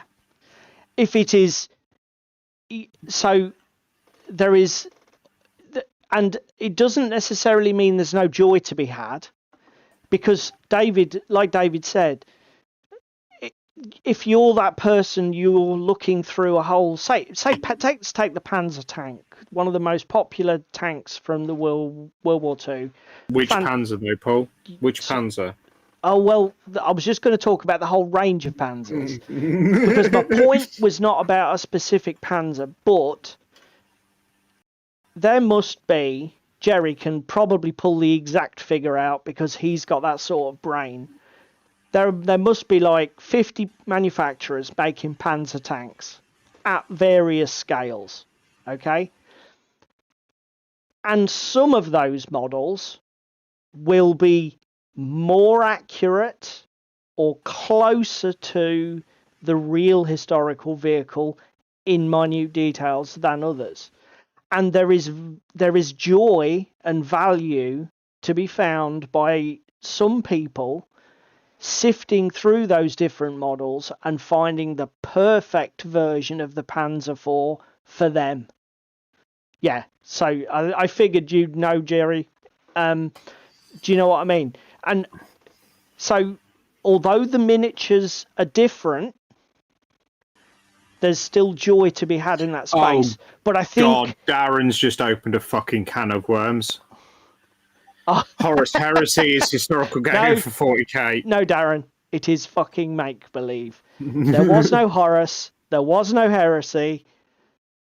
It never did. It never will happen. Okay, let's just get that out there now. Taros, Italian wars figures make lovely Empire troops. That's people taking miniature ranges and repurposing them, which goes on all the time, and it's a fantastic part of the hobby, Taros. But I think it doesn't necessarily make people particularly favour one type or another. But I think miniatures, models, could be a huge one. I want to hit another nail on the head here, because it's just stick to being related to models, because I want to move on to the other things later. Oh, okay, pass me by. Well, do you have anything to say specifically on models as a way to sort of like as a differentiator between the two? Fuck it. We're gonna open this can of worms. If you're playing a historical, and it's at such a time period that photography was invented, or painting of units, etc., is freely accessible, there is a help in your hobby to get the army done, because 90% of the colour choices and things have already been made for you, i.e. red garb, beige that's trousers, a very good point. leather shoes. Do you know what I mean? That is a fucking good the point. leather shoes can be black or brown, whatever, because they're all over the fucking shop. But you got red garb, like big black bearskin hats, for example, and beige trousers, done. Versus the fantastical side of things of, okay, you can draw inspiration from those kind of colour schemes and everything else, but who knows how the fuck to paint 40k ceramite armour when it's chipped and battle damaged? Because it's completely and utterly make-believe.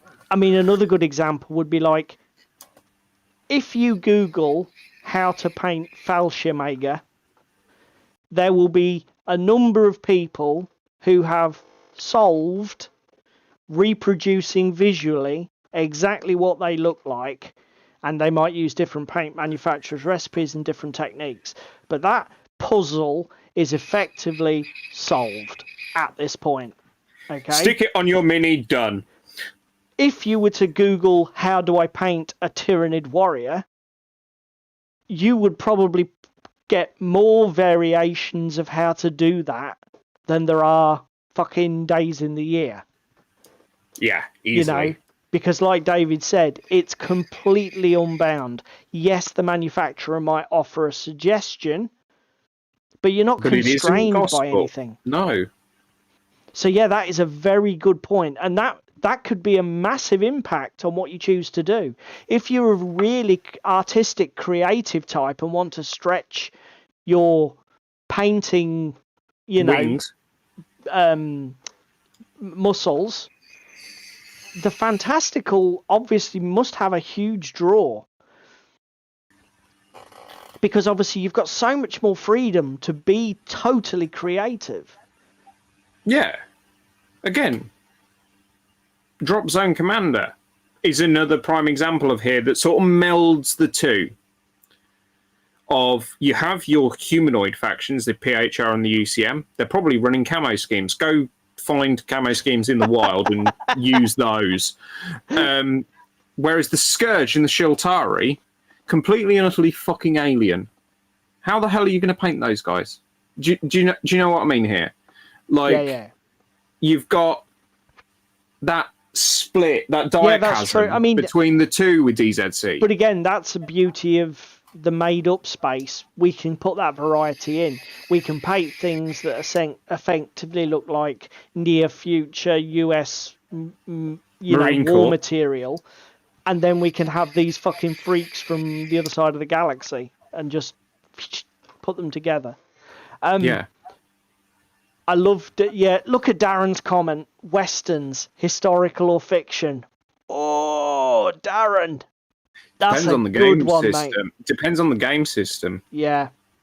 I mean... Because again, you've got Ruthless, which is more true to life. Still fantastical, but true to life of a Western. Yeah.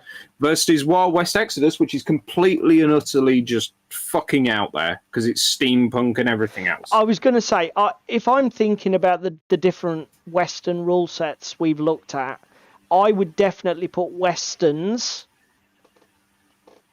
in a historical setting, and I do believe I think what Darren's probably poking at is that actually Western miniature gaming is recreating more Hollywood's image of the Wild West, and that actually the reality of living in 18 whenever the fuck it was. Somebody put in the chat, when was it?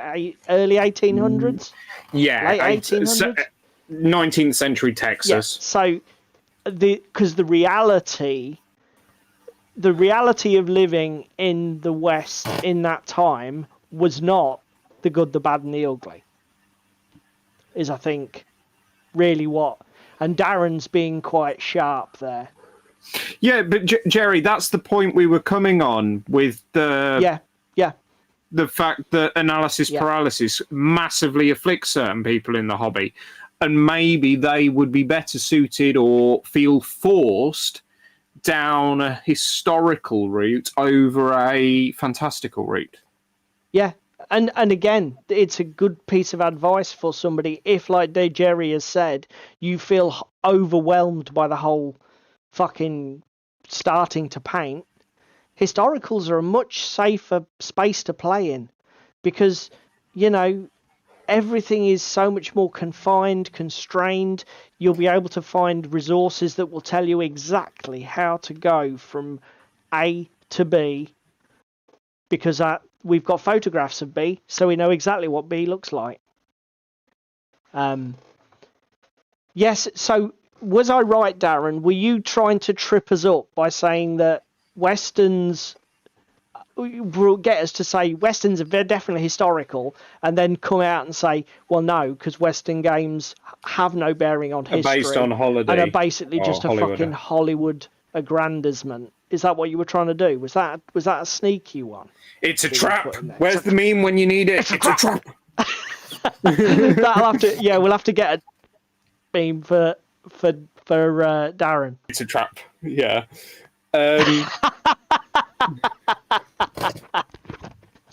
Oh dear. No, Orinoco's just broken the whole thing. No, stop. Yeah, good. We're only teasing you, Darren. We're only teasing you, mate. So models, a massive, like it or not, I don't think you can deny that if you talk about the aspects of models, there is a huge difference between wargaming in a fantastical make-believe space and wargaming in a historical space. The next thing I was going to come on to was backstory or lore. And it's very similar to models, isn't it, mate? Yes, because in theory, your backstory for historical is kind of already dictated. It is exactly the same as the model, isn't it? It's been written. It was what it was. It happened. That's how it was. You've got no freedom to... That's not true. I'm going to completely backtrack on that. You can always look to rewrite history or play a game that puts its own spin on it. But actually, there is a ton of shit out there that will inform everything that you do, from the models you collect, the way that you paint them, the armies that you build.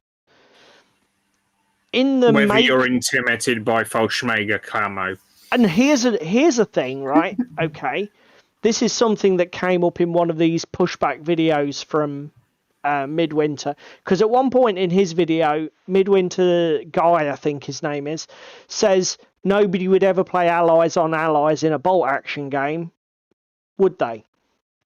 And somebody in the comment put, well, yeah, people do that all the time because it's just a game.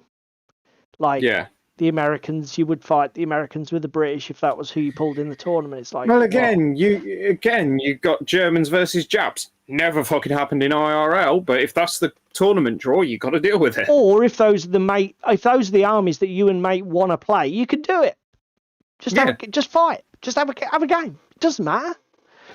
But actually, an area where this could be different is, I don't know what you think, mate, but I think in the historical space that people don't necessarily like to break their immersion. I can imagine that people, I've only dabbled in bolt action, but when David said about, like, he wants to get an American late war European theatre army, there's no way I was going to put my Japanese on the table against it. My Fall of Singapore early war stuff. Yeah, but dude, you're fucking different. You're not. You will go above and beyond for me, as I will for you when it comes to gaming and hobby commitments and everything else. You've already said whatever rank and flank that I fucking pick, you will play with me. Yeah. On the basis of I scratch your back on other things. Yeah, but I get what you're saying, and you're right. We do have a friendship, and I will make an extra effort because you're my friend. But I'm being I actually would have done that anyway. For me, if I want to fully enjoy the bolt action experience, I want to put a late war German army on the table against your American para. That's what I want to do. I want to build earlier. Yeah.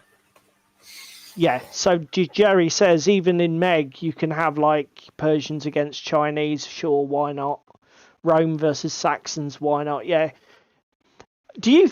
But I think. I mean, again, historical experts in the chat. Are the historical sector a little bit more precious about their immersion, or a little bit more protective of it than, say, the make-believers? Because I would have said there's probably... I'm gonna hard counter here. Go on. As a make-believer, as we've coined this topic this evening, Yeah. I wouldn't, for example, want to play a DZC game with somebody using substitute minis. I'd want them to go out and get some DZC minis, or borrow some of fucking my DZC minis. But would you ever play UCM versus UCM? Possibly, yeah. Scourge versus Scourge? Yeah. Would it bother you? No, it wouldn't. Would it bother you playing American versus Brits in bolt action? No. Oh, okay. I'm wrong then.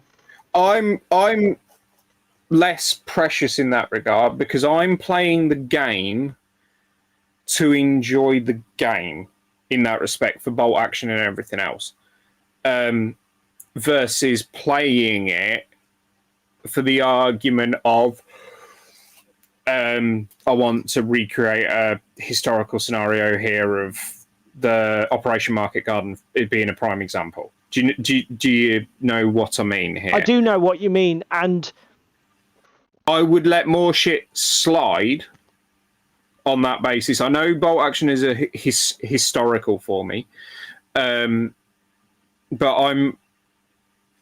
I just want to play some bolt action because that's exactly again, what they just said in the chat. things. Most people would be happy just to get a game. Orinoco says most people are just happy to get a game. Do you know what? That's fair enough. I'm perfectly happy to be wrong. It was just an idea I had in my head that there would be quite a strong separation because, and again, what we've discovered in this conversation is that it's only me. I would be quite happy to fight Marine versus Marine in 40k, or Guard versus Guard, or Guard versus Marine, or whatever. But when it came to like bolt action, I would always want the two forces to represent, even if not to go as far as David said.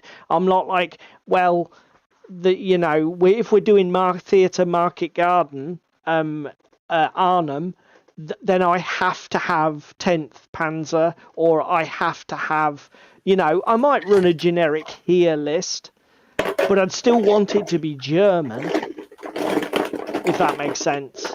Yeah, I know what you mean, mate. British, or I mean, fuck me, I play with grey minis, so yeah. I mean, that's not to do with historical versus fantastical. That's just you to having no standards. Recorded on the internet forevermore. David has no standards. Thanks, Paul. You're welcome. You bellend. And the third area where I thought there might be a separation or a difference that was probably significant enough to talk about was rules. That's that's the fucking button that you pushed on me so hard earlier that I wanted to just fucking cut across you, but you kept me in lane. So come on then. Historical versus fantastical in terms of rule sets. Right. I'm not saying historicals are simple when I state this sentence. However, in my experience, bear in mind it's very fucking limited with bolt action.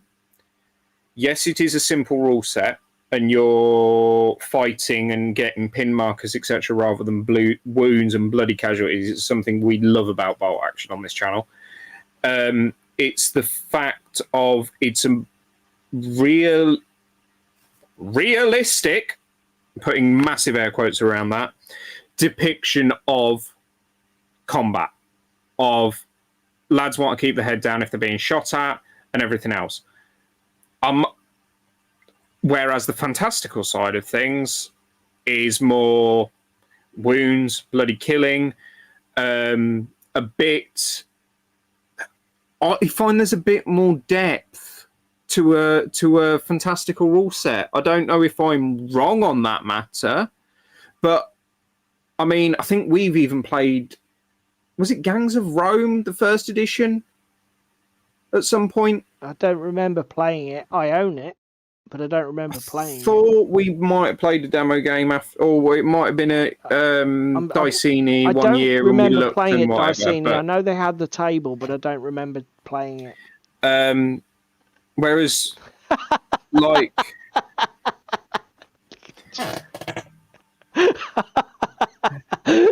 He's just mocking you for your bolt action as a simulationist game because he's getting his historical nerd on.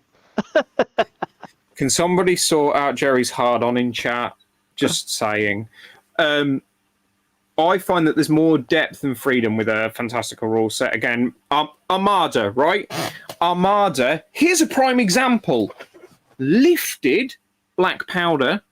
Is it Black Powder? No, Black Sails. Black Sails. And then have put their own tweak on it, added magic and some other things, made some changes. And we... Can somebody fucking shut Jerry up, please? He's Mute fucking distracting. Jerry in the chat. You carry on, mate. But you make your point. Jerry. You Black Seas, Black Sails. It was me that was wrong. They've took Black Seas, tweaked it, added some differences to it, and now it's its own thing entirely. And they're adding new factions to it. I know I've been talking about Armada a lot recently, guys. I'm sorry, I'm on a hype. But the game itself is really nice and it plays really well. Again, Gaslands with all of the templates. I'm just trying to Infinity again for your tactical decisions and stuff that you can make, and your units. Even fucking Hobgoblin with the rank and flank on Monday night.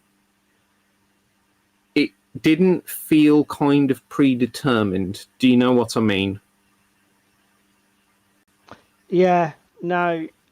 I'll be honest. I know what you're trying to say, and I sort of. There is an element where you're scratching at something and you're close. I've been looking at a lot of rules for the War of the Roses project that I'm planning with V. So yeah. I looked at battle reports and how to plays on Nevermind the Billhooks, Hail Caesar. What the hell did I watch? Test of Resolve. All of these War of the Roses games. All these rule sets that people use for War of the Roses. And there is one element where they are much more simple than the rule sets I am used to. But the area in which they're simple is generally... The dice mechanics can be a little bit more basic. It's not always the case. Meg's got quite a sophisticated dice mechanic with coloured dice that upgrade and downgrade, but a lot of them are very simplistic in terms of their dice. But what they don't do is they don't have the huge level of complexity in the way that troops operate in terms of variety. So, like, you don't have 60 different types of infantry with, like, 200 different keywords. Take a skirmish level game like Malifaux and then compare it to a low model count game like Chain of Command. And it's like the Malifaux cards, where every miniature has a distinct card, even Moonstone, although Moonstone is way less indulgent than Malifaux. The cards for the Malifaux miniatures have got so much on them. And in terms of that overhead, war games, historicals seem, from the games I've looked at recently, specifically the systems I mentioned around War of the Roses and that thing, and I know a lot of them are larger scale, but even compared to things like, 40k. Shall we? I was about to say, shall we mention the fucking elephant in the room? I was coming to it, Taros. I was coming to it.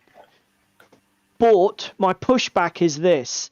There are a lot of things that are incredibly oversimplified and glossed over in a lot of fantastical games, such as command and control, the effect of leadership on the way troops activate, perform on the battlefield.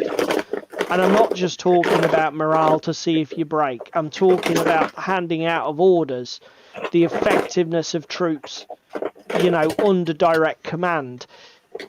Historicals just have a different focus, is what I'm sort of seeing.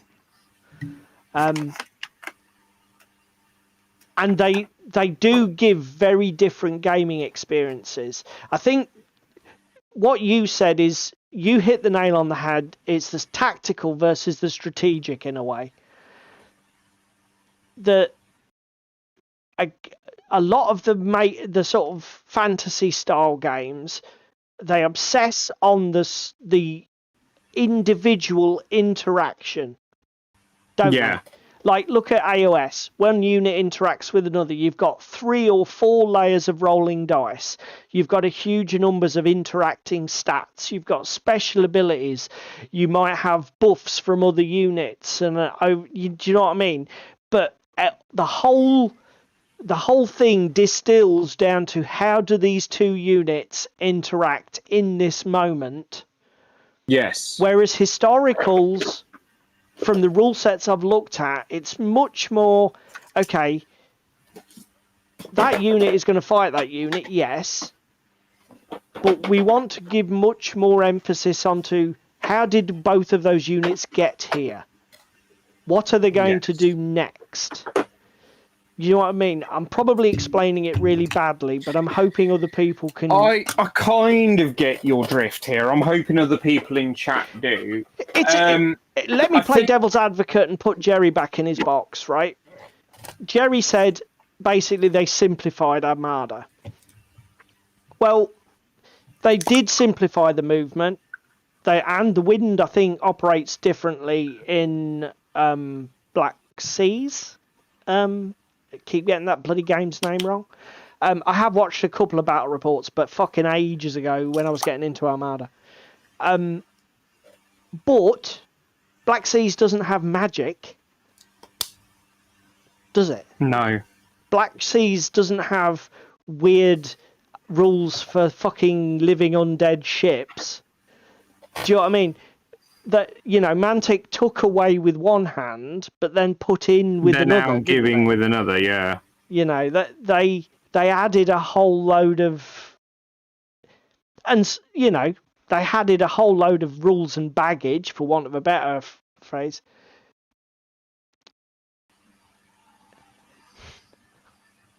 Again, let's be fair, Jerry. The core rules of a system are the core rules of a system.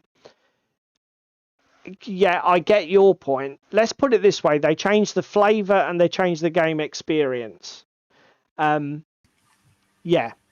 You're saying, yeah, I get what you're saying. Yeah. But again, Jerry's underscoring one of the differences I just talked about. So, like, Black Seas, an emphasis is placed huge on positional play, isn't it? A lot of war games, positional play is huge. Look at the whole pre-game sequence in Chain of Command with those placing of tokens and stuff like that until you get contact. this is it's all part of this. How did we get here? Mentality. How are we going to interact with each other and the battlefield? War games spend a lot, historical war games, seem to spend a lot more time obsessing about this stuff. I mean, so yeah, it's 5 to 10. There we go. We've had our say. The chat has been fucking amazing tonight. Absolutely amazing. Thank you so much to everybody who took part tonight. And thank you very much for your input. Obviously, the conversation's not over. Yeah, Kings of... But a lot of rank and file games do this. It's very important about how you place unit. That's one of the things that we really did not like about Hobgoblin. And I suspect... Now, you see, this is where David and I differed. We talked about this. In Hobgoblin, there was no advantage for a flank or rear charge.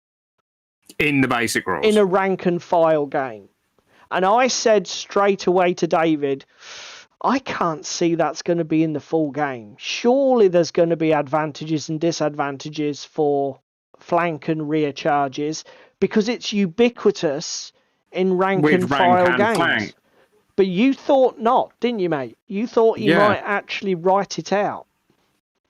Well, from what we had a look at on the Discord, it kind of has, because it only just adds one doom to your... Yeah, that was what... It was giving you a free hit, wasn't it?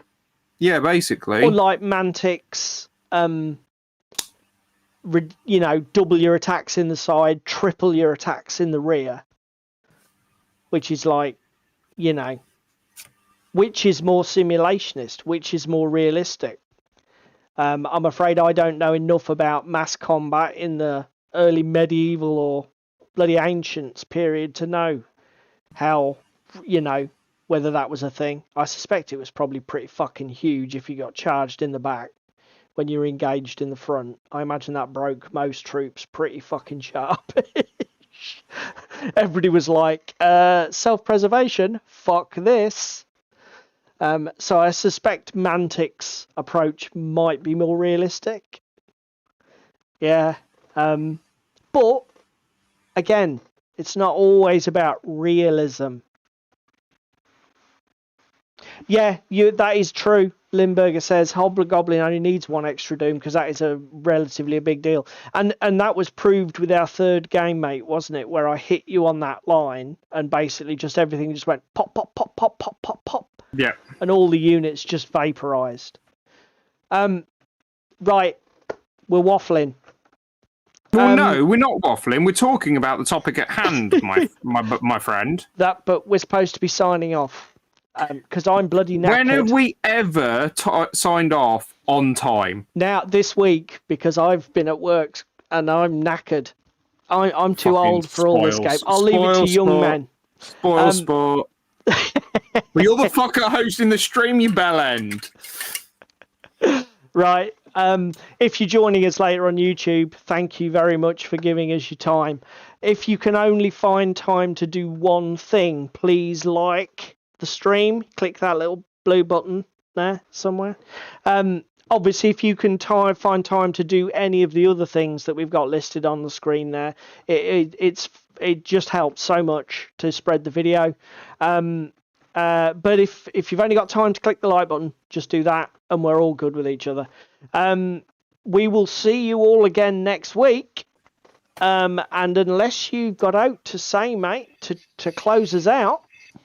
Is it nearly UK Games Expo? Ooh!